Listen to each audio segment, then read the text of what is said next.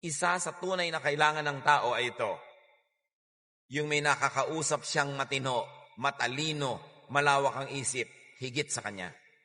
Yun man ay personal na usap, o librong nababasa, o video na napapanood, ano man yon, kailangan ang tao mayroong nakakapanayam, naririnig, nakakausap, natatanong, na marunong, matalino, malawak ang pangunawa, malalim ang pinaghuhugutan ng kaalaman. Kasi sa pakikipag-usap sa marunong, sa pakikinig sa marunong, doon lang tayo lalong dumudunong.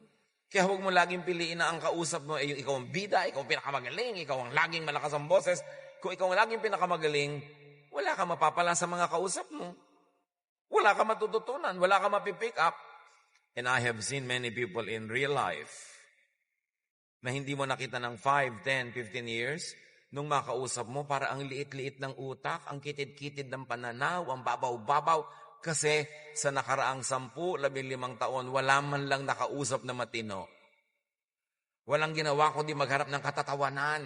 Walang ginawa kundi mag-usap ng mga chismis, mga reklamuhan. Ang lagi mga kausap, puro mga kapintasan ng kapwa, mga kapitbahay, mga chismis. Papaliit ang utak noon. And usually, these are the people who are complainers. Sila ang mga taong hindi sasaya.